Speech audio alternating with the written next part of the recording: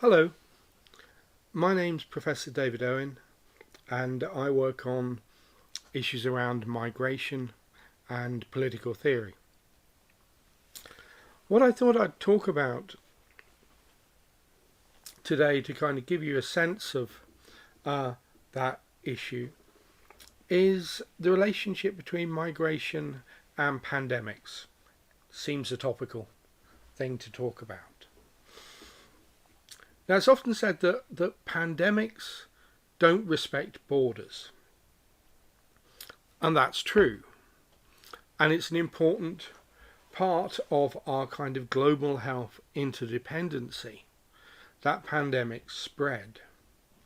If you think about the rapid spread of the pandemic from China around the world, we can see that clearly. But at the same time, pandemics can often make visible features of global mobility and of migration that we don't necessarily notice in our everyday lives. Considering, for example, how the virus spread across the globe tells us something about the mobility of different populations. It tells us something about regional and global trade and tourism networks.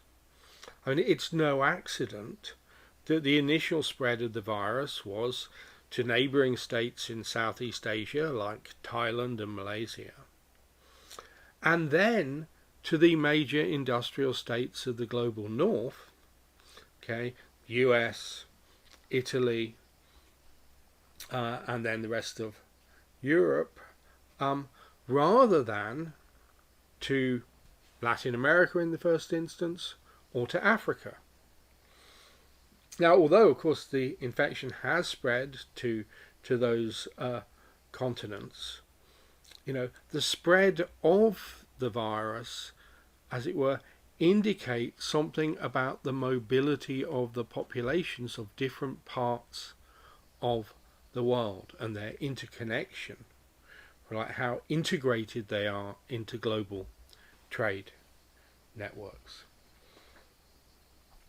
At the same time, the spread of the virus has also made visible both the important role of immigration in states of the global north, but also the inequalities that can arise with migration, both within states and across state borders.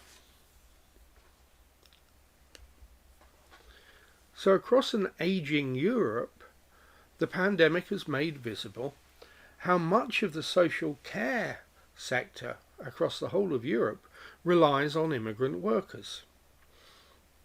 In the UK, the tragically high death rate of medical and social care staff, as well as the higher death rate of BAME persons, has drawn attention both to the dependency of the health and care system on immigrant workers and to the wider dependency of key public infrastructures on citizen workers of immigrant descent. Key workers are a significantly high proportion of key workers are either foreign born or descendants of immigrants. At the same time, the pandemic also draws our attention, or should also draw our attention, to the fact that the foreign-born nurses and doctors working within the NHS, for example, are emigrants of states that also will be confronting COVID.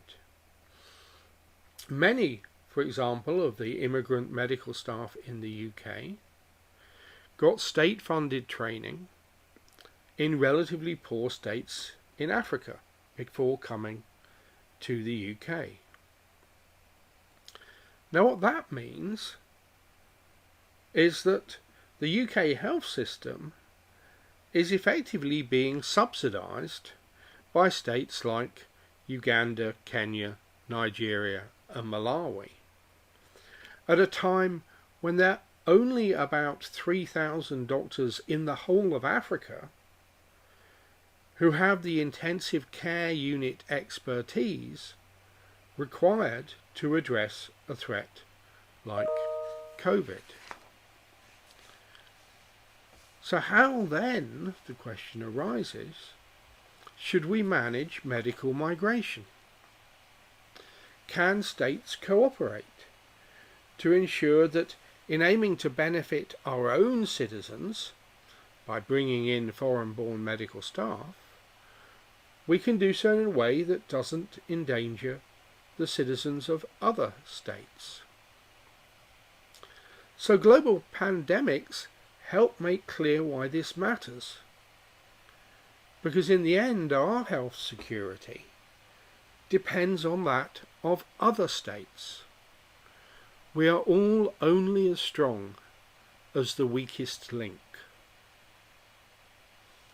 How we address the challenge of building health systems around the world is something that migration can play a role in, a positive role in, but can also be a threat too. So how do we manage it? Those are some of the questions that I seek to address in my research and in my teaching on migration. So that's it from me. I hope that you're all keeping well and that I may see some of you in the future. Bye.